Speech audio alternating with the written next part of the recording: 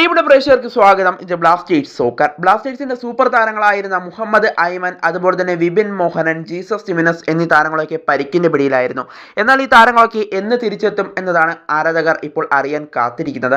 എന്നാൽ ഇപ്പോൾ അതിനെപ്പറ്റി ഇന്നലെ നടന്ന പ്രീ മാച്ച് കോൺഫറൻസിൽ ഇപ്പോൾ ബ്ലാസ്റ്റേഴ്സിന്റെ പരിശീലകനായ ടി പുരുഷോത്തമൻ പറയുന്നുണ്ട്. എന്തായാലും അദ്ദേഹത്തിന്റെ വാക്കിലേക്ക് കടക്കും മുമ്പ് നമ്മുടെ ചാനൽ കണ്ടുപോകുന്ന ഏകദേശം 80% പേരും ചാനൽ ഇവരെ ഇട്ടും സബ്സ്ക്രൈബ് ചെയ്തിട്ടില്ല. അതുകൊണ്ട് തന്നെ എല്ലാവരും നമ്മുടെ ചാനൽ സബ്സ്ക്രൈബ് ചെയ്തിട്ട് വീഡിയോ കാണാൻ ശ്രദ്ധിക്കുക. അപ്പോൾ നമുക്ക് നേരെ വീഡിയോയിൽ തന്നെ കടക്കാം. എന്തായാലും ബ്ലാസ്റ്റേഴ്സിന്റെ പരിശീലകനായ ടി പുരുഷോത്തമൻ ഇപ്പോൾ ഈ 3 താരങ്ങളുടെ പരിക്കിനെ പറ്റി പറയുന്നത് ഇങ്ങനെയാണ്. മുഹമ്മദ് ഐമന്റെ കാര്യത്തിൽ നമുക്കിപ്പോൾ സന്തോഷിക്കാൻ വകയുള്ള ഒരു അപ്ഡേറ്റ് ആണ് ഇപ്പോൾ ടി പുരുഷോത്തമൻ നൽകുന്നത്.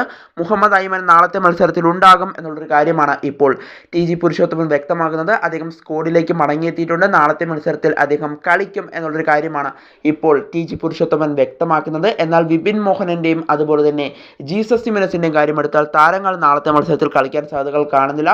അവർക്ക് ഇനിയും 2 മത്സരത്തിൽ കൂടി പുറത്തിരിക്കേണ്ടി വരും. അത് കഴിഞ്ഞ് മാത്രമേ വിപിനും അതുപോലെ തന്നെ ജീസസും കളിക്കളത്തിലേക്ക് തിരികെ എത്തുകയുള്ളൂ എന്നാണ് ഇപ്പോൾ ടി പുരുഷോത്തമൻ വ്യക്തമാക്കുന്നത്. എന്നാൽ ഐമന്റെ കാര്യത്തിൽ ബ്ലാസ്റ്റേഴ്സ് ആരാധകർക്ക് സന്തോഷിക്കാൻ വകയുണ്ട്. താരം അങ്ങനെ കുറച്ച് നാളുകൾക്ക് ശേഷം വീണ്ടും ബ്ലാസ്റ്റേഴ്സിന്റെ ജേഴ്സി അണിഞ്ഞുകൊണ്ട് പന്ത് തട്ടാനായി എത്തുകയാണ്.